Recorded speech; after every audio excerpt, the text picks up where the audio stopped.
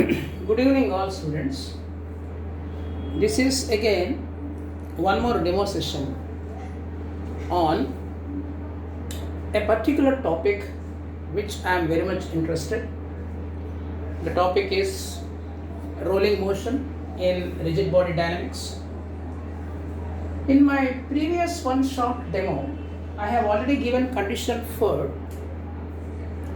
rolling without slipping on a fixed horizontal surface. Now let me consider a situation like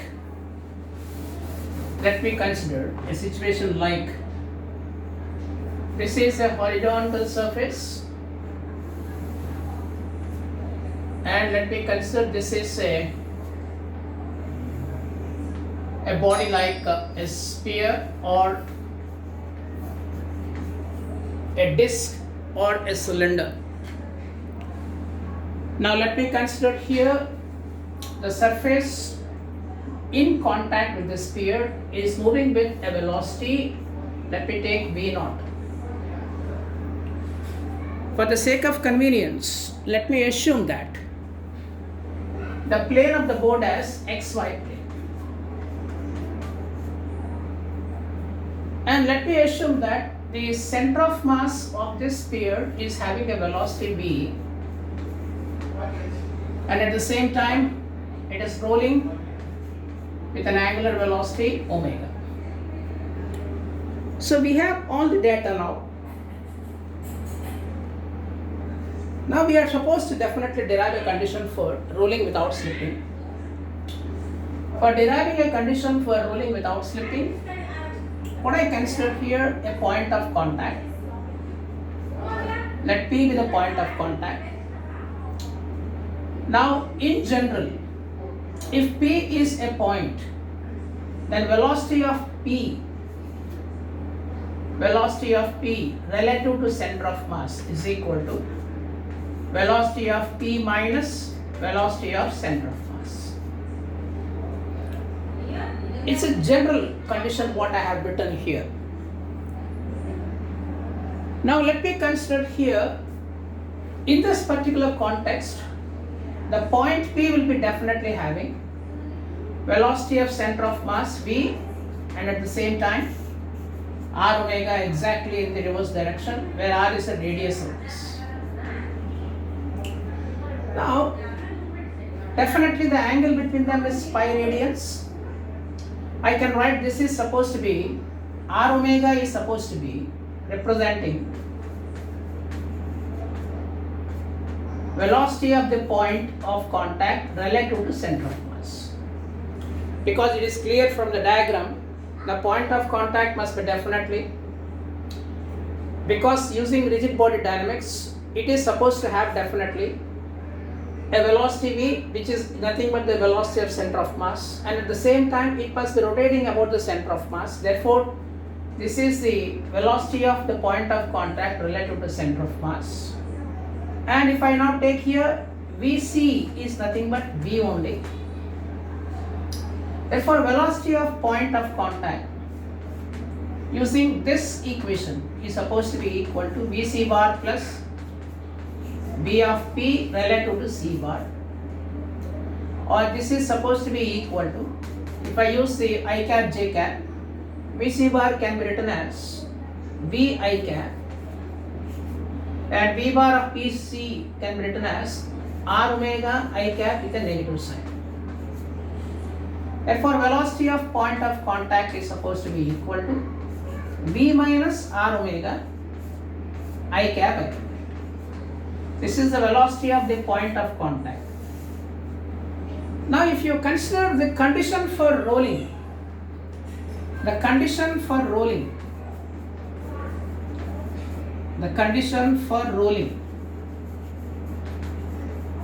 is that velocity of the point relative to the surface over which the body is rolling should be definitely equal to 0. This implies velocity of p bar minus velocity of s bar is equal to 0, where s represents a surface which is translating with a velocity equal to v0.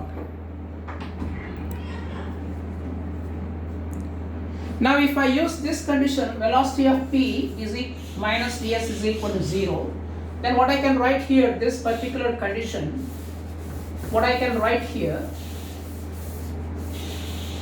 velocity of P must be definitely equal to velocity of the surface over which the body is rolling.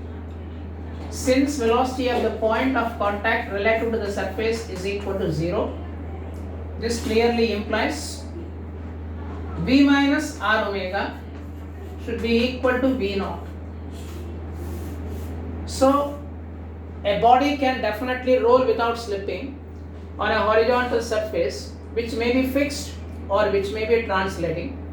The condition for pure rolling is that the velocity of the point of contact relative to the surface over which the body rolls must be definitely equal to 0. This is one condition I have derived.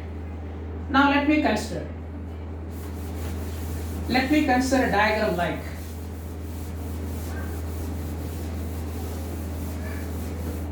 Let me assume that xy represents the plane of xy, both represents the plane of xy for the sake of convenience. And let me consider this is once again a sphere. Let me take this as again a sphere, and let me take here this is a surface, and let me take this is a surface. It is a fixed surface and the body is in pure rolling. Let V be the velocity of center of mass. The body is in pure rolling. Let V be the velocity of center of mass. Let omega be the angular velocity of that particular sphere. Now let me consider here, if I consider here this particular body, let us assume that to be any body like sphere or a disc or a cylinder, etc. It's a fixed surface, therefore condition for pure rolling is V is equal to R omega, where R is the radius. Now if I consider a rolling body is supposed to have both translational as well as rotational kinetic energy. So kinetic energy is supposed to be equal to, I can write half mv squared plus half I omega squared, where I represents the moment of inertia about the center. If it is a sphere, it is 2 by 5 mr square. If it is a disc, it is mr square by 2. Or a hollow sphere, it is 2 by 3 mr square, etc., etc. The beauty of the pure body or rigid body in pure rotation, in fact, if you consider, you can calculate the angular velocity with respect to any point. It doesn't make any difference. You can see clearly what I do here, I can substitute this as V equal to R omega, and if I now substitute half m into R square into omega square plus half I into omega square. Now I can take half omega square is taken common. I get the equation I plus mr square I get here. I have calculated the total energy in terms of omega. Let me write it clear because I am having a limited field of view here. Half I plus mr square into omega square. Yeah. That equation you are not able to see, right? 1 minute. If I now take this particular equation, I can write this implies that is equal to half I plus mr square into omega square. So I have expressed the total kinetic energy. Just 1 minute, let me adjust my camera.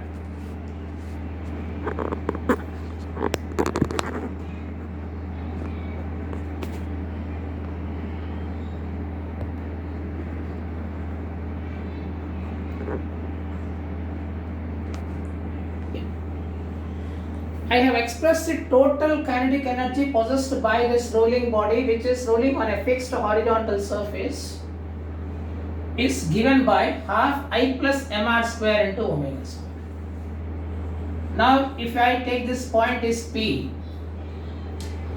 this I plus mr square by using parallel axis theorem can be proved to be equal to half Ip into omega square.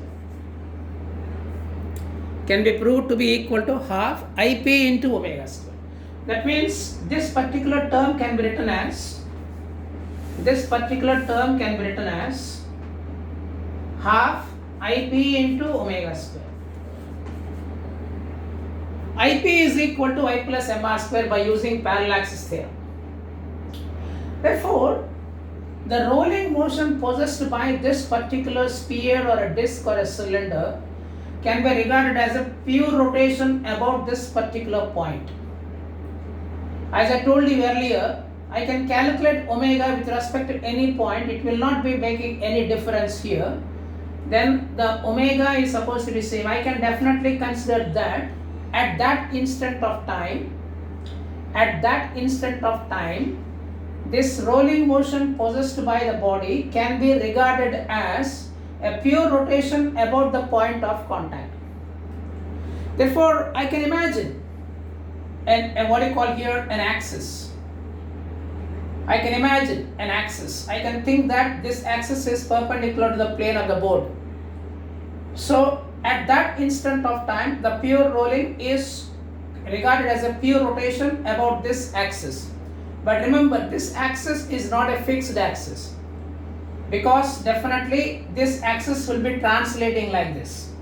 Therefore, this axis is sometimes referred to as what you call instantaneous. It's called instantaneous axis of rotation.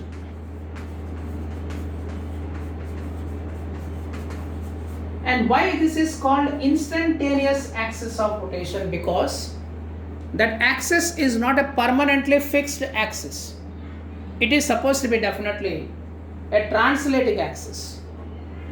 Therefore, a pure rolling motion is now regarded as a pure rotation, but you can see omega about this point of contact is same as the omega about the center. This is what actually I have told you earlier, that in case of rigid body you can take angular velocity is supposed to be same. Now let me take for example, if I take any rigid body like this,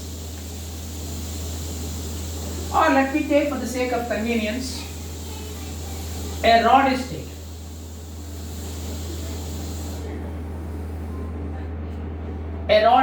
This is a rigid rod we have taken.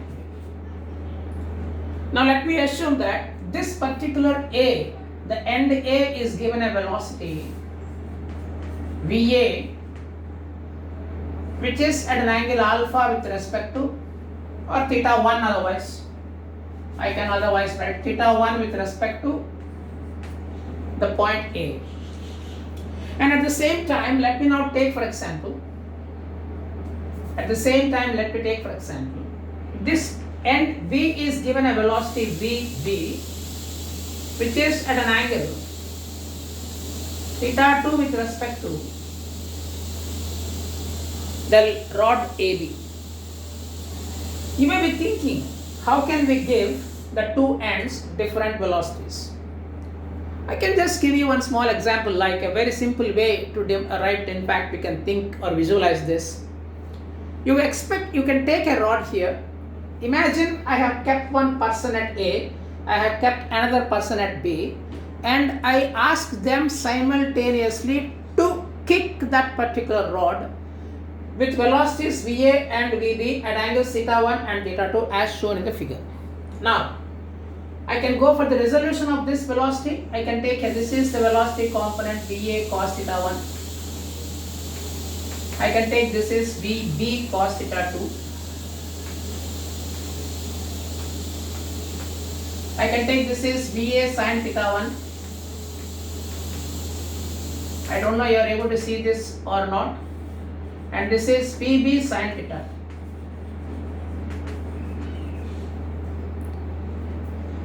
both A and B are given velocities. Now you can see clearly.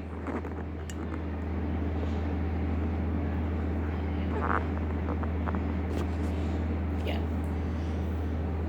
VA sin theta 1, VA cos theta 1, VB sin theta 2, VB cos theta 2. I said this is a rigid rod.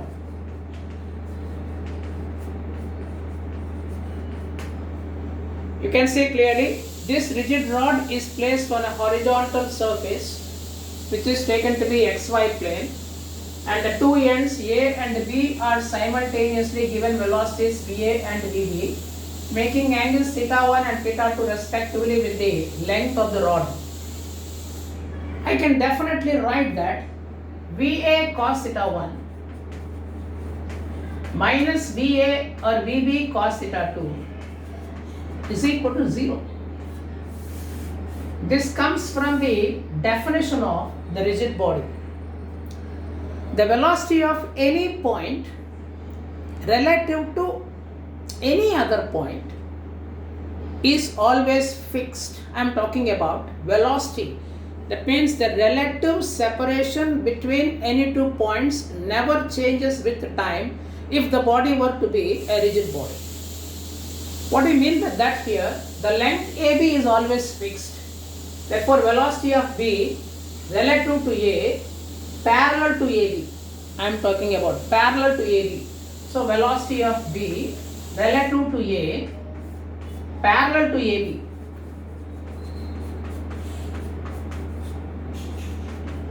is 0. This is one definition.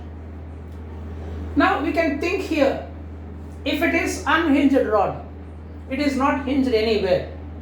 It is placed on a horizontal surface. It has been kicked. At the two ends, we are imparting some velocities VA and VB. Now the rod can definitely exhibit rotation also.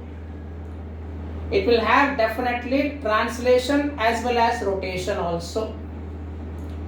It can have some definitely. Now if you consider in this particular case, if it is the center is C here, it must be rotating about the center C. Suppose if I take for example, if VB sin theta 2 is greater than VA sin theta 1, then this will rotate in anti-clockwise direction. If VB sin theta 2 is less than VA sin theta 1, it will definitely rotate in clockwise direction. By convention, anti-clockwise direction is taken as a positive sense of rotation, and a clockwise direction is taken as a negative sense of rotation. Why I am doing this? Because while deriving the expression for the condition for pure rolling on a surface, I have used a term like the angular velocity of a rigid body about any point is same. Now let me take for example, we have a condition here, velocity of B relative to A perpendicular to AB we can consider. Now these two are perpendicular. Now I can say this angle is 90 and I can say this angle is 90. Velocity of B relative to A perpendicular to AB is equal to,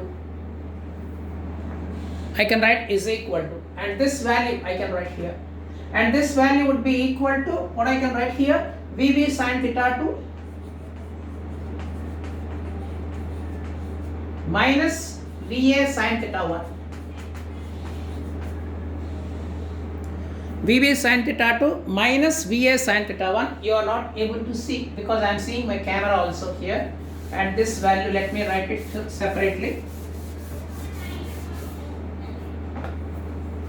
Let me write here, velocity of B relative to A perpendicular to AB is equal to VB sin theta 2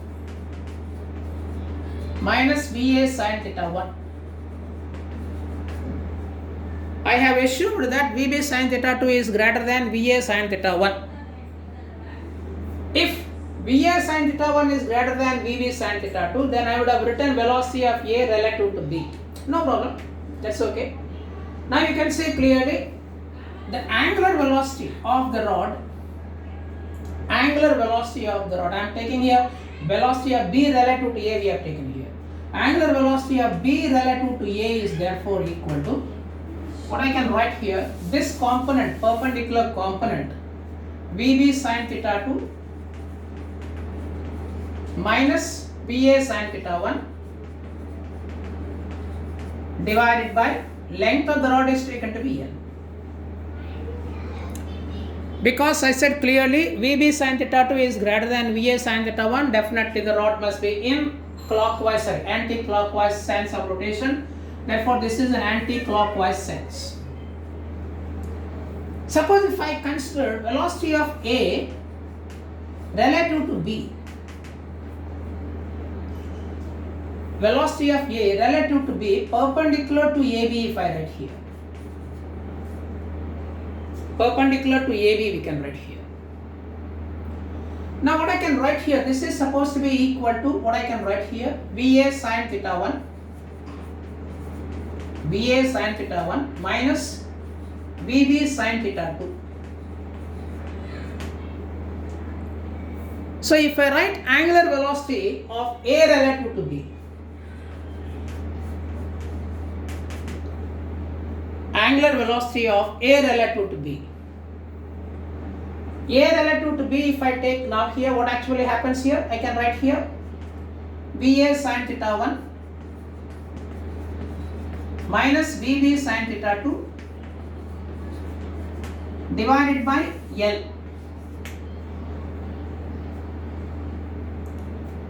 Now you can see clearly when we are calculating angular velocity of B relative to A, I am talking about angular velocity of B relative to A. If I talk about, I have to consider velocity of A relative to B. That's a fundamental point we have to be making clear.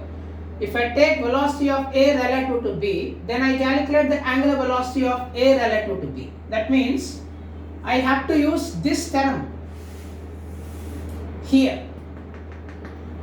When I want to calculate angular velocity of B relative to A, then I have to take velocity of B relative to A. When I take angular velocity of B relative to A, we have taken here, right? This is exactly VB sin theta 2 minus VA sin theta 1 we have taken here. Angular velocity of B relative to A we have written clearly. Likewise, if I want to calculate, right, velocity of A relative to B we are writing here. So this is the angular velocity, but you can see clearly, B is definitely having, VB sin theta 2 is definitely having more magnitude than VA sin theta 1. That means this should be negative. That means velocity of A relative to B would be definitely directed in this direction. Velocity of A relative to B should be definitely exactly in this direction. So this clearly shows that A rotates anti-clockwise relative to B. And at the same time, relative to A also we have shown that B rotates relative to angular. You can see clearly magnitudes are same only. Whether you take angular velocity of B relative to A or angular velocity of A relative to B, magnitudes are definitely same. At the same time, the directions are also proved to be same. Therefore, we can generalize that in case of pure rotation of a rigid body, if it is not a hinged body I am talking about, angular velocity of any point relative to any other point is always fixed and it is equal to omega. This clearly proves that particular condition. Now let me now consider here, another small point, let me discuss and then I'll close the session. Now let me take here, we have something like a body is in pure rotation and this is a fixed surface. Let me take here, this is the center of mass. And let me assume that the center of mass is having a velocity v and omega is the angular velocity. You can consider any point.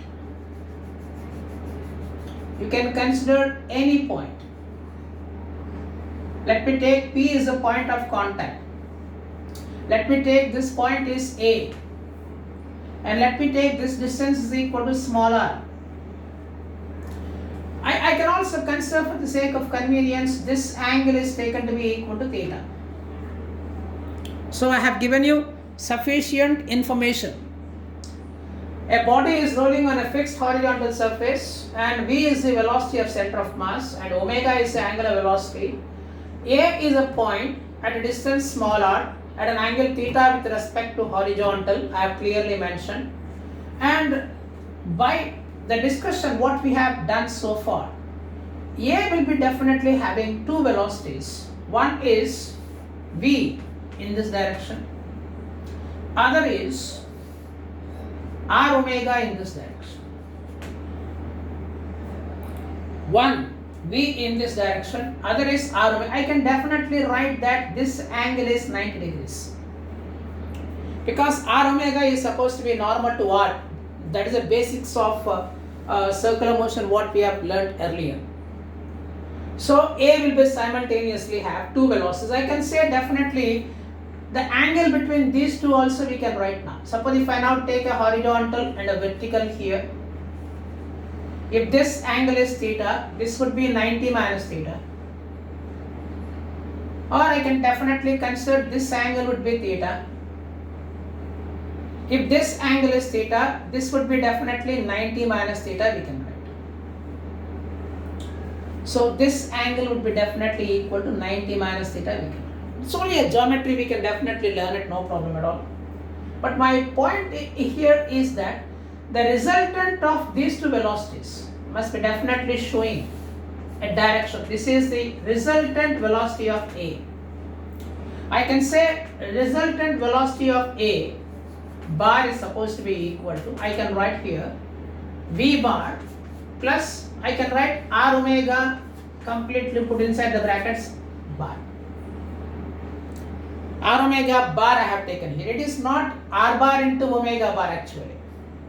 It is a linear velocity only, or it is not, right? In fact, if you consider here, we are definitely writing out the linear velocity R omega. Linear velocity, angular velocity relation, if you want to write, you can write here omega bar cross r bar. I can write that also, no problem at all.